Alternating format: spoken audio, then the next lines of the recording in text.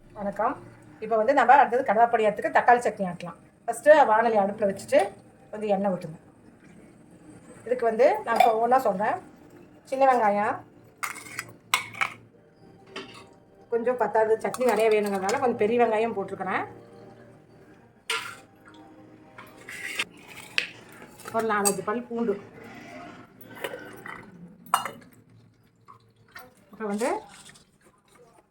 First ஒரு spoon அளவுக்கு துவரம் பருப்பு.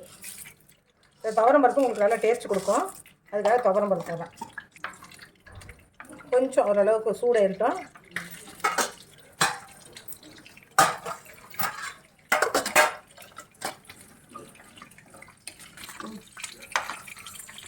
கடலைப்பருப்பு நமக்கு சட்னி எவ்வளோ வேணுமோ அந்த அளவுக்கு நீங்கள் கடலைப்பருப்பு உளுத்தம் பருப்பு போட்டுக்கலாம். துவரம் பருப்பு ஒரு ஸ்பூன் அளவுக்கு போதும், வாசத்துக்கு தான் போடுறோம். உளுத்தம் பருப்பு கொஞ்சம் லைட்டாக சிறக்கட்டும்.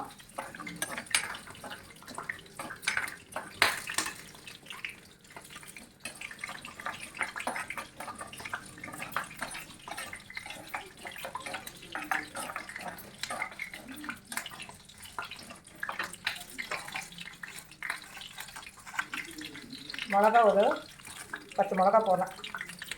கொஞ்சம் சட்னி காரம் நிறையா இருக்கிறதுனால சட்னி காரமாக இருக்கும் வேணும்ட்டு 10 மிளகா போடலாம்.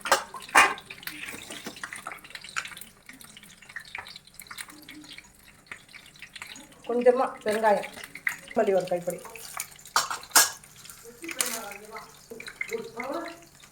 ஜீரகம் கொஞ்சம், கொத்தமல்லி கொஞ்சம், ஜீரகம் கொஞ்சம், மிளகு 3 போட்டுக்கிறேன். துவரம்பருப்பு போட்டுக்கிறேன், கடலைப்பருப்பு, உளுத்தம்பருப்பு, கொத்தமல்லி, ஜீரகம், மிளகு, வரமிளகா, பெருங்காயம் இதெல்லாம் போட்டுக்கிறேன். அடுத்தது 4 பூண்டு.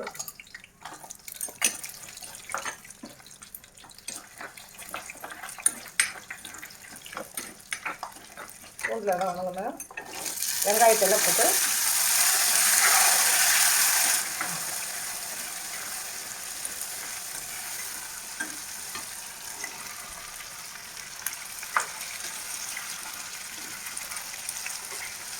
வெங்காயம் நல்லா வணங்கட்டும். கொஞ்சம் நல்லா ஓரளவுக்கு பாதி வெங்காயம் வணங்கினதுக்கப்புறம் இந்த தக்காளி எல்லாம் போடணும். நமக்கு தேவைக்கு தக்காளி சட்னிக்கு எவ்வளோன்னா ஒரு 10-15 தக்காளி போட்டுக்கிறேன். உங்களுக்கு எவ்வளோ தேவையோ அந்த அதுக்கு தகுந்த மாதிரி தக்காளி போட்டுக்கலாம்.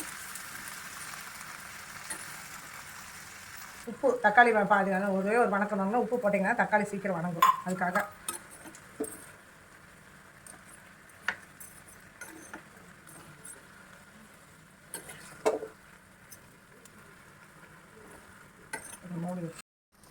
கொஞ்சமாக கருவேப்பிலை, கொஞ்சம் கொத்தமல்லி தழை, இந்த தக்காளி சட்னி கொஞ்சம் வாசத்துக்கு புதினா தழை கொஞ்சம் போட்டிங்கன்னா நல்லா வாசமாக நல்லாயிருக்கும்.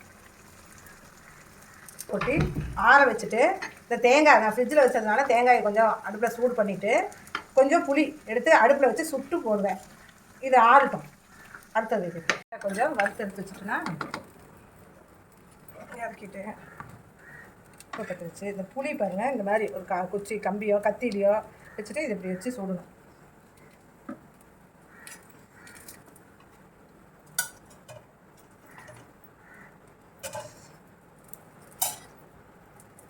நல்லா சுடட்டும், நல்லா பிடிச்சி என்னென்னா இந்த புளியோட தன்மையும் குறையும், நம்ம டேஸ்ட்டும் ஒரு மாதிரி நல்லாயிருக்கும். இந்த சுட்டு போடுறதுனால சட்னியில் எப்போதுமே சாப்பாட்டுக்கு சட்னி அதான் இப்போ இஞ்சி சட்னி இதுக்கு எல்லாமே நீங்கள் வந்து முருங்கைப்பூ சட்னி எல்லாத்துக்குமே இந்த புளி அப்படி சுட்டு போட்டிங்கன்னா அது டேஸ்ட்டே ஒரு மாதிரி நல்லாயிருக்கும். அந்த புளியோட தன்மையும் கொஞ்சம் கம்மியாகும். இப்போ தான் புளி நன்மை, அதே சமயத்தில் அதிகமாக இருந்ததுன்னா அது கெடுதலும் கூட. அதனால் இதை வந்து சுட்டு போட்டிங்கன்னா அதனோட தன்மை இது ஆகிடும். இதே போட்டு எல்லாம்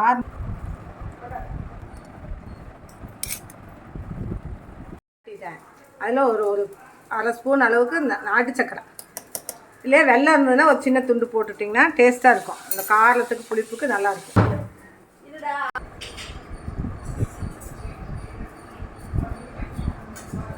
கடவா பணியாரம், தக்காளி சட்னி, கார சட்னி, மிளகா சாந்து,